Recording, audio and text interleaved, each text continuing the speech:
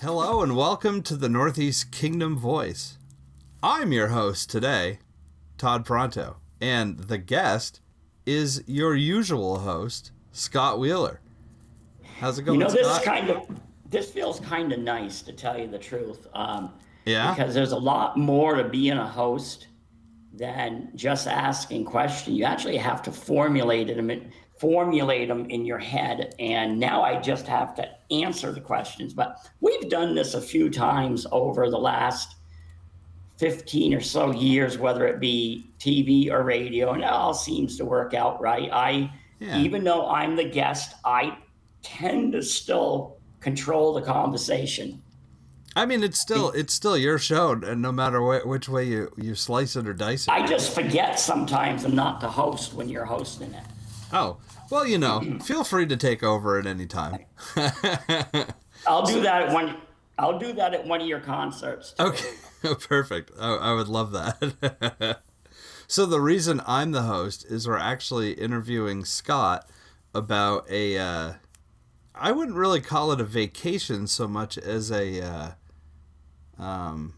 adventure. Adventure, that's the word. That's a good word. Adventure. As most of you know, my wife Penny died more than a year ago now. And I decided with my life that Penny died with so much grace, dignity, and humor that I wasn't going to let grass grow under my feet. That I was going to truly live life. That's what she wanted me to do. Yeah. So I have a friend, Nans, who she invited me to go to the Philippines with her. She was born and raised in the Philippines, but she hasn't lived there for 20 years. And honestly, the only thing I knew about the Philippines was what my father told me about what he experienced there while he was in the Air Force following World War II, and he loved it. So I even had to look up on a map where exactly the Philippines was. And then I talked to other people that I knew who'd been there, and they told me, when you get there, you will quickly find out you are not in the Northeast Kingdom anymore, and you are not in the United States. And I really didn't know exactly what they were talking about, but I soon would find out. And so that is how my journey began. It just began. I got an invitation, and that was it. Decided to go. I decided to go, and I went for 2 weeks, and it was a wonderful learning experience. I went there in part to actually help redefine myself. After being married for almost 40 years,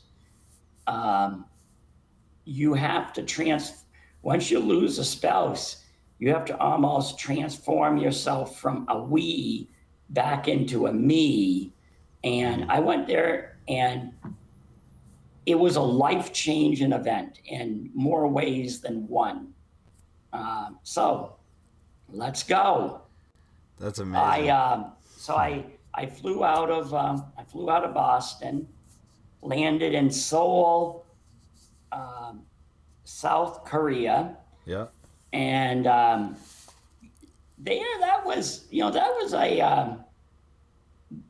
wasn't too bad of an experience. That was a modern airport, and just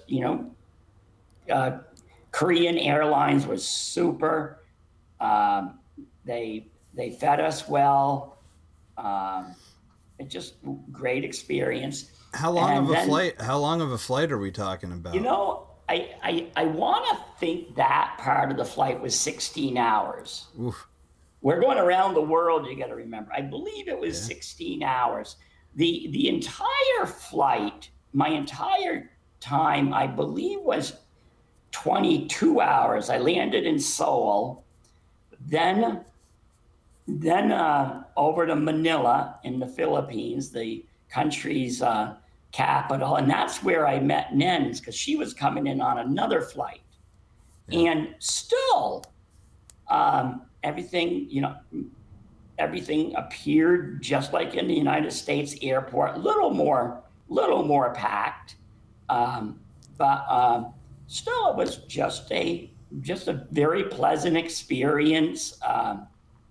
And so Nens and I waited, and then we took a domestic flight on Filipino Airlines to Bacolod, where she's from, on the island of Negros. And so we flew there, and still, I got into the airport. Everything was looking still. It looks pretty much normal. Yeah. And then I walk out, and we're greeted by this horde of people, as in Nens's family. They were there, banners flying, and they're just wonderful people. And I'll tell you, it never ended. It was one Filipino people seemed to really like to celebrate. And instead of, they seldom did you see alcohol, even though Philippines does have an alcohol problem, like our country. Seldom in her family did you see alcohol. And but they loved food, including rice 3 times a day and rice snacks and everything in between. So we get out, and still looks pretty normal. Then I start driving. Well, I start riding. And I'm starting to see things that I've never seen before. Yeah. And it was a wild experience seeing it. They call them tricycles. And they call them tricycles. And they're basically motorcycles with sidecars, but some of them are made like that. Others of them are just pieced together. And they're probably designed for 3 people, but the most people I counted on one was 11, and that was counting babies. And they fling all over the place.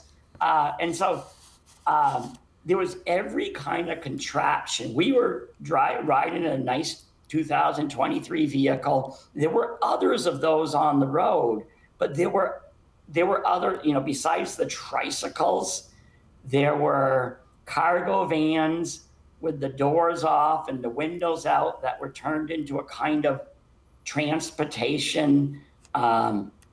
There were motorcycles everywhere, bicycles. And the one thing I noticed was, I thought I was going to be able to go there and drive, because Americans can legally drive in the Philippines if you have an American license.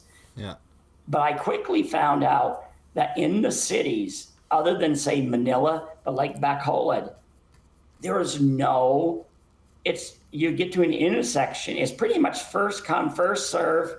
Not much in the way of traffic signals. And it's just kind of an adventure. And I didn't tell you, these tricycles were sometimes, not only were they carrying people, but some of them had pens connected to them where you're carrying young livestock, chickens, young pigs. I saw one when I was getting ready to leave, that in the back they had hung up 2 dead turkeys, obviously going to slaughter. And so this picture kind of shows a bit of what I'm talking about. The city itself? Yep. That's what I'm, that's one of the sections. Now, it doesn't all look like this. Bacolod has many faces. There's extreme poverty like no American will ever understand. But then there's immense beauty. There's Bacolod, like many of the much of the Philippines, has been occupied throughout the generations.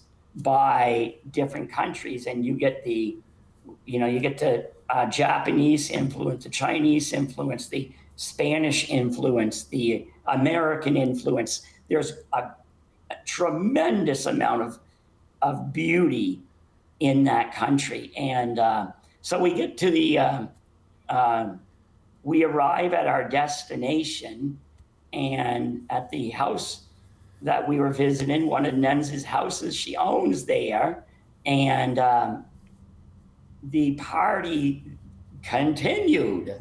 And everybody was there. Half of the Philippines was right in her living room, I think.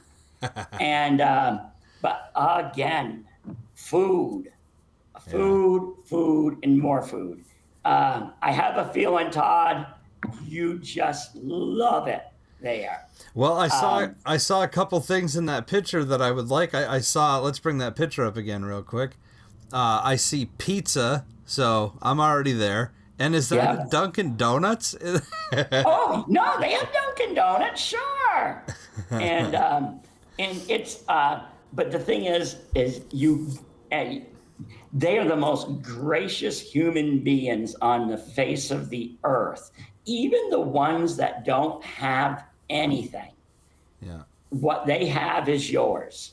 And the thing, it's one thing I struggled at was I'm a light eater. I like to eat in small throughout the day, but everybody wants to see you eat. Kind of like going to grandma's house. Yeah. They want to see you eat. And the one thing I will tell you, I did find that it's better not to ask what you're eating, because you just don't sometimes want to know. A lot of it's ordinary. That, like, Bacolod is called the City of Smiles, and it's a happy place. Despite everything, it's a happy place. But like one time I'm eating this soup, and I asked Nens, I said, "This is good. What's that chewy stuff?" And oh, that's bone marrow. Yeah, I probably didn't need to know that. And I ate a dish that had brains in it. And but for the most part, it was pretty ordinary stuff. It was like they're big into barbecue. I mean, barbecue. The one thing that another thing I struggled a bit at. I'm not a seafood lover, and to visit the Philippines and not like seafood, that's a tough one. I tried my best at it, but you don't like seafood like in general, or? No, I'm not really. I'm not really a lover of it. So So here's one of our taxis that we took. These tricycles were transformed into taxis, and if Nens's brother Noi Noi wasn't available, because he served as our tour guide. Yeah. If he wasn't available, we didn't really want to ask him, and we would take one of these taxis, or a more modern taxi. Do you both fit on this? Like, oh yeah, there's a seat. There's a seat in the back, I guess. No, no. Actually, there's enough room for her to sit next to me, and two people on the back. Other people will lay on the top. Actually, my. They're all over the place, and this one belched out more carbon monoxide in just a short little ride we went on than probably the jet that I took on the way over. But we also took modern taxis as well, because it's a real mix of ultra modern and very. In some ways, it reminds me of the Northeast Kingdom during an earlier time. It's there's some things that just are. Yeah, and I don't even mean that negative. there's a simpler way of life amongst some of the people, and I loved it. So here's a fish market. Um, it was actually a quasi, it wasn't quite an open air fish market, but it had a big opening on the front. You can get every kind of fish you want, and you can buy it right on the streets. Everybody has a store, not everybody, but you can buy fish right on the. You can buy fish. You can buy anything. You know, the one thing I wouldn't eat, and Nens actually doesn't eat it, is a kind of a delicacy. There is. It's called balut. Balut, Balut. is an the eggs, the duck eggs, are boiled. Right before the chick hatches, the egg is boiled, chicken all, and so you boil it, and once it's all done cooking, you then open up the egg and you eat the entire contents. The water in it that rises to the surface, you tip it up and drink that, and then you eat chicken all, whether it be even the down and the intestines and everything. It's a delicacy and it's good for you. I figured I'd probably if it meant me living another year eating a balut, I decided I would just not live another year. And on the top, did you see other people eat it? Oh yeah, Like, yeah. What does it smell like? Like a hard boiled? Not very good. Not very good. No. Oh, and when it comes to cooking, before I left, I went up to Jed's Maple Products in Derby. Yeah. And, I first checked with customs to find out what I could bring. So I brought all kinds of maple syrup products to. I brought and I made sugar on ice instead of sugar on snow. Oh yeah. The people loved it, other than one little one thought it was way too sweet. But they loved it. I brought all kinds of little containers of syrup too, and gave them away, gave them to them. And they just loved it, because truth be told, I don't know if they'd ever had real maple syrup, but I think I destroyed it for them, because they just, that was it. If somebody had held them up at gunpoint, I don't think they could have got that maple syrup out of their hands. They just loved it. So Jed's Maple made a big splash over there. That's awesome. And here is Nens and I, and we're in. I think this one was one in her friend's house. So you could see, while there is poverty in the country, and as I said, Americans have no idea. The vast majority of Americans have no idea how good we have it. They have, and I tell people, don't let politicians and the media twist your minds about our country. Our country is not perfect. It's far from it, but you know what? It's a pretty good place. And most Filipinos understand how, if they have family who came over here, they understand how good it is to live in this country.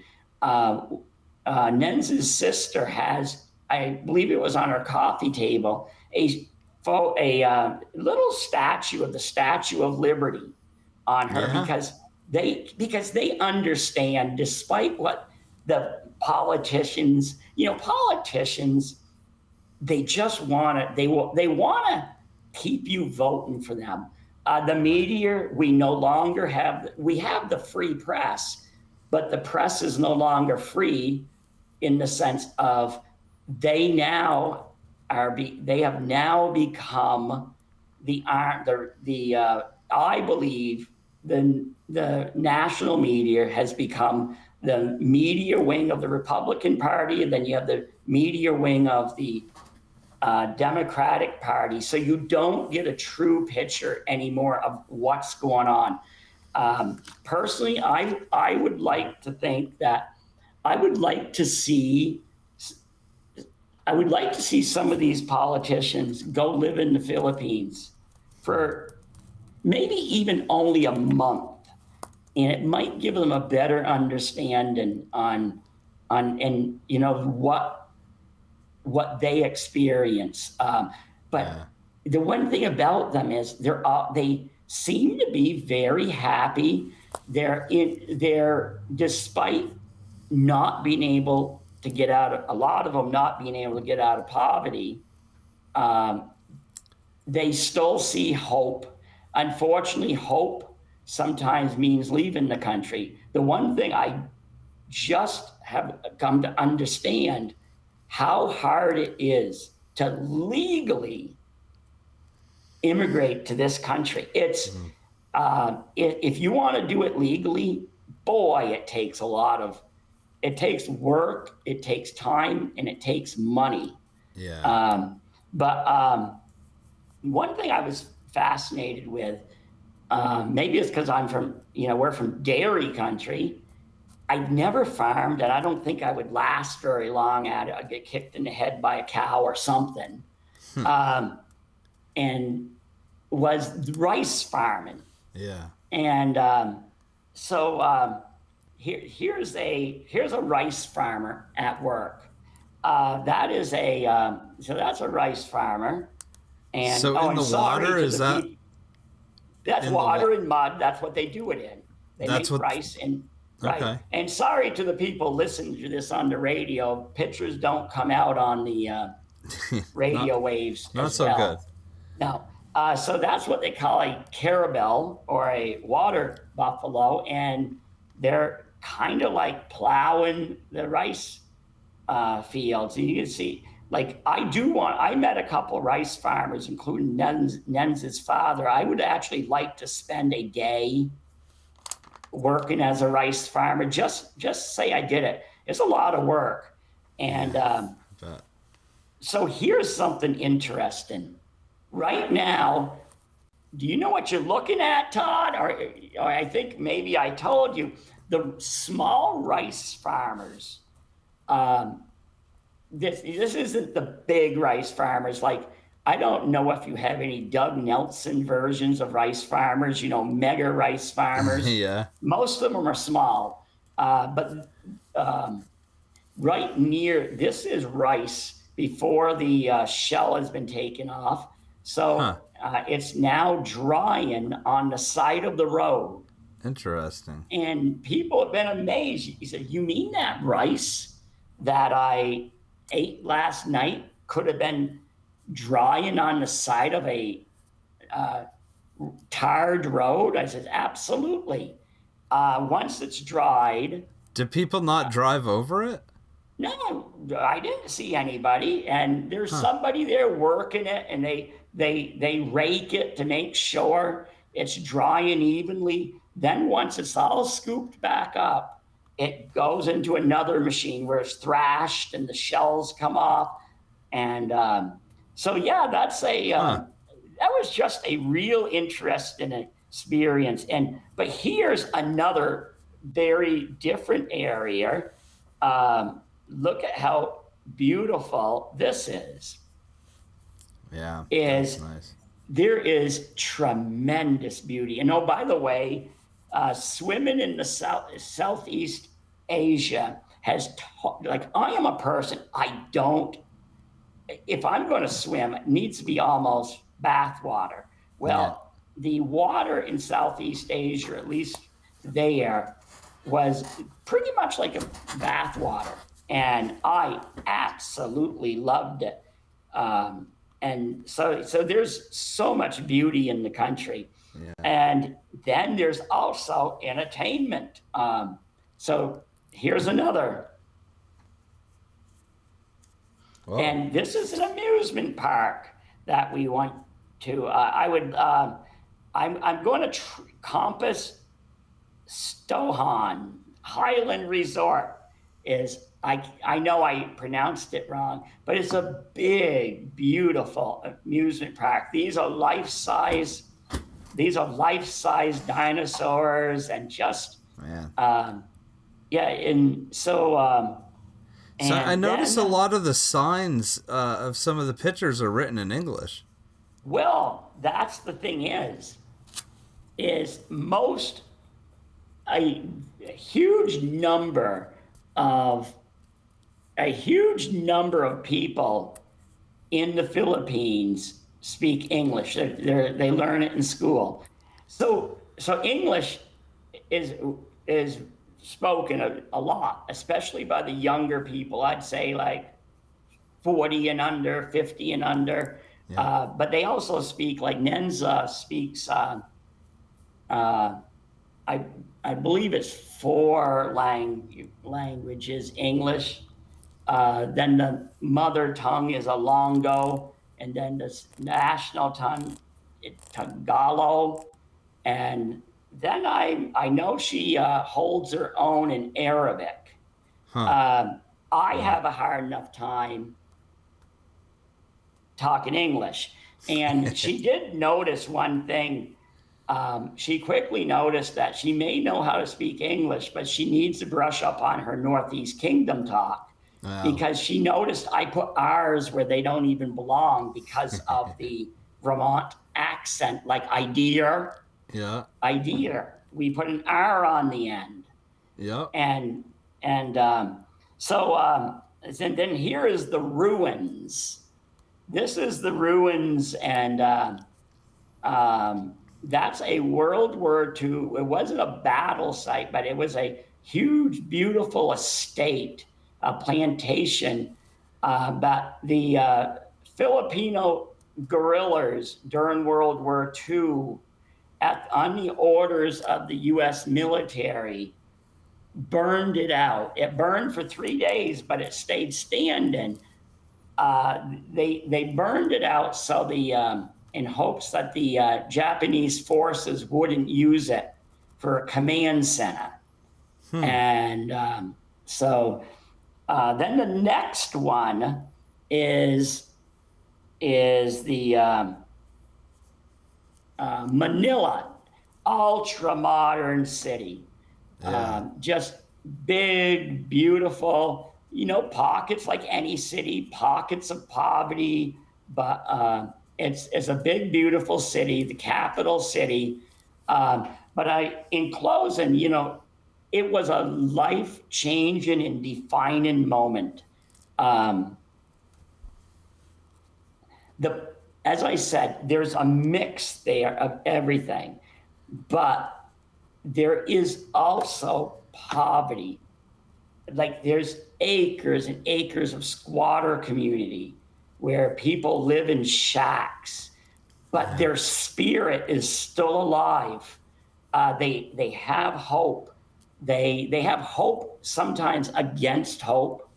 Um, I personally think in many ways we can learn a lot from them.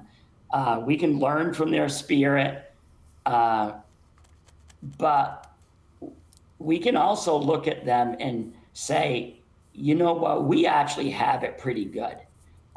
You turn on the news, and as I said, the news, they've got to make money, and they gotta sensationalize, and that's just has become their job. They're not so much news anymore, in my opinion. They're more about they need to generate news to generate money.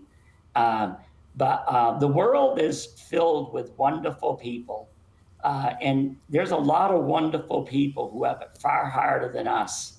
Yeah. Um, and I'm forever a changed person because of my time there. The people are wonderful.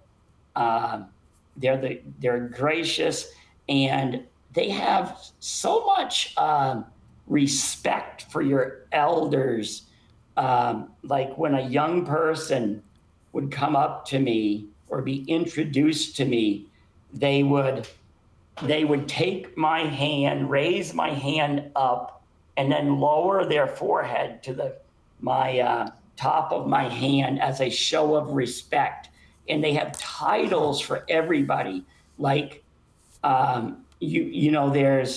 there's auntie for, there's titles of respect for everybody, and education, at least amongst a lot of them, is key, because in this country, I think education has begun to lose its way.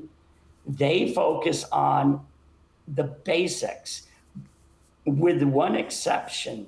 A lot of part of their education is how you present yourself to the world. That's why you've got to present yourself. If you want respect, you earn respect. And it's a culture of respect. So yeah, it was a life-changing moment. I'm glad I went there. I hope one of my next trips in Southeast Asia, I hope to go to Vietnam. I've written so much about Vietnam. As you know, I've had Vietnam combat veterans on the show. Yeah. And they're a country that welcomes back American servicemen, like returning heroes, despite the war. And so I hope to eventually make it to Vietnam, and I know I'm going to be just as thrilled. And in closing, I've joked that maybe I'll start up a tricycle taxi service around Newport, where I rig these sidecars on the side of motorcycles, and maybe I'll make a little bit extra money whizzing around town with those things. You could call it Scott's three-wheeler. Yeah, no, that's true. It's a wonderful experience. So if you ever happen to be passing through the Philippines on one of your music tours, maybe. And if you see an old rice farmer wearing a maroon Northeast Kingdom shirt, that's Nens's father. Okay. So holler out, "Hey, Hermie," and that's her father. And because he has a Northeast Kingdom shirt, he wears proudly now. That's great. A piece of the Northeast Kingdom is left in the Philippines. Awesome. Okay, well, thanks for letting me come on, jabber about my time, because it's great. It's so cool to see all those photos and everything too. And I love it when people come to our country too, to see our country. So hopefully some of my new friends over there will come to visit me. Yeah, absolutely. Okay. All right, man. Well, thanks for joining me on your show. All right. Thank you for inviting me on to my show. Yeah. And to the viewers, thank you for watching another edition of the Northeast Kingdom Voice. Thank you.